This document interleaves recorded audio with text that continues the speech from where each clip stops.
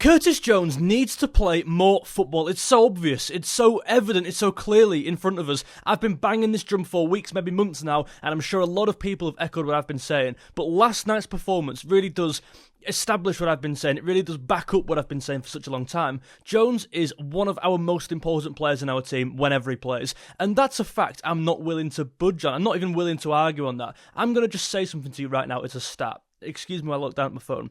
122. Does that ring any bells? Does that mean anything to you? Probably not. Curtis Jones completed 122 passes last night. That's the most ever, not this week, ever, by a Liverpool player in a UEFA Champions League match since Opta records began, since 2003. 122 passes. Everything went through Jones, and I just want to again say something here from my phone. Jones said this after the game. I'm a Scouser. I feel that the 4 games we lost hurt me more. I made sure tonight that I'd run first of all to try and bring energy to the team so the lads could go and press. I was more vocal. I made sure we came away with a win. Jones said that after the game. So, one, we've got a player who's attempting so many passes, a player who's clearly, obviously, statistically, making moves in this team more so than any other player. He's keeping the game ticking more than any other player. Not just my opinion, that's a fact. But also coincide that with the energy, the passion, the leadership material, in my opinion, that he brings. You combine those two attributes together, you've got a serious player who, for me, for McAllister, will be very hard to shrug out the team. Now that's the comparison that has to be made. These two are number 8. These two are midfield players, box to box if you like, maybe deep line playmakers.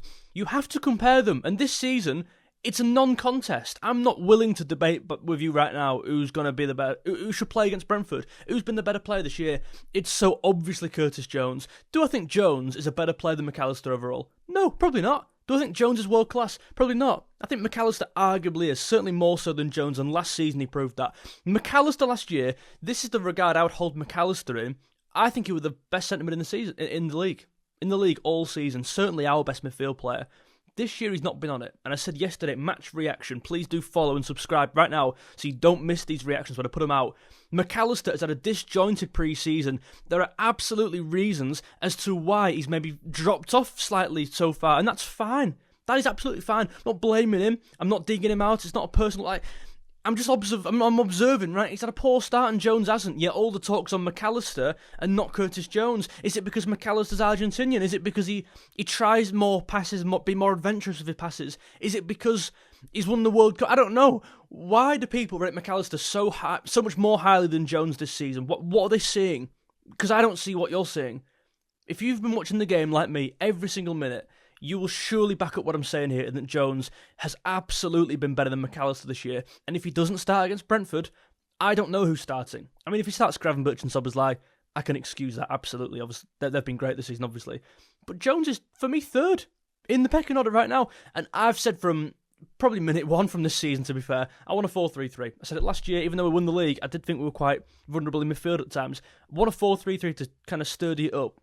And I think Jones in a 4-3-3 with Szoboszlai and Gravenberch that's the key. That's the answer. That's the solution for me. I don't think McAllister would elevate the team right now at this moment in time, given the form he's having, right? Okay, the form, think about the form, not the overall player.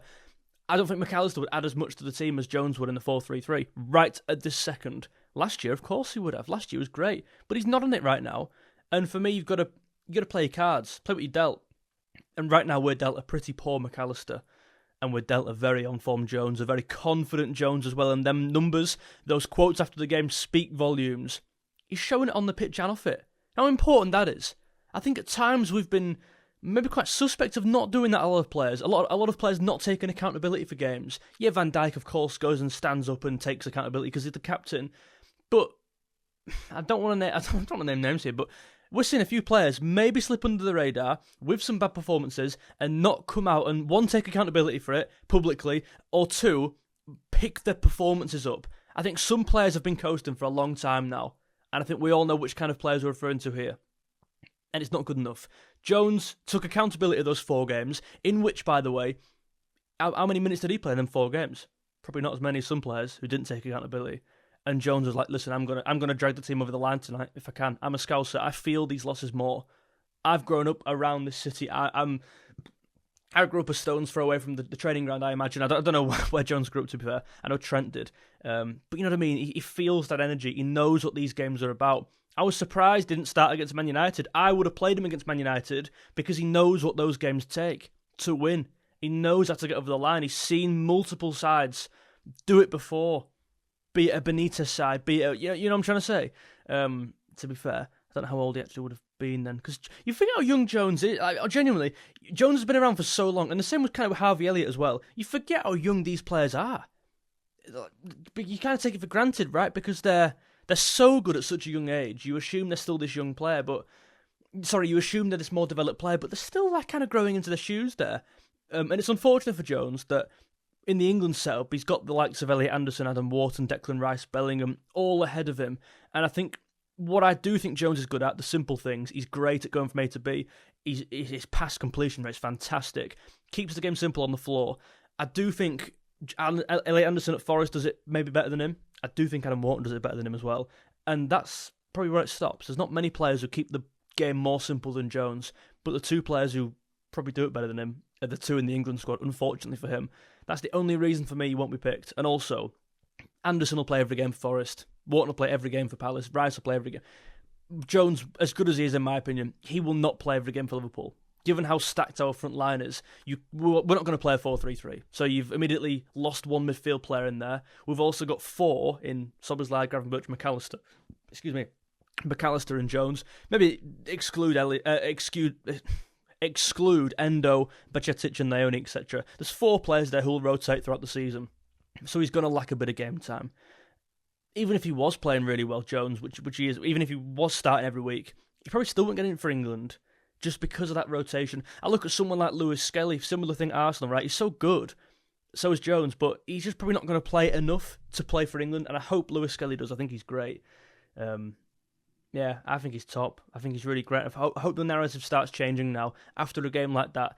Videos like this trying to push out the narrative and trying to switch it, because it's a real negative one among the fan base. I don't know why, and it has been for a few years with Jones. I think I was on board with the negative narrative, to be fair, maybe a year and a half ago, 2 years ago.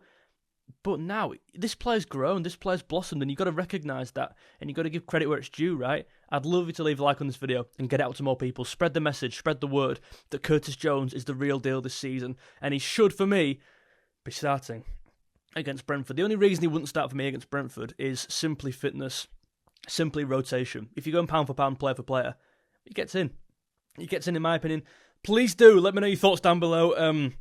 There'll be a match. What are we on now? Thursday. There'll be a match preview tomorrow for the Brentford game, of which Jones might be in there. So stay tuned for that. Make sure you do subscribe, leave a like if you enjoyed, and leave some hype points down below. It really goes far in pushing the video out. Thank you guys. See you next one. Bye.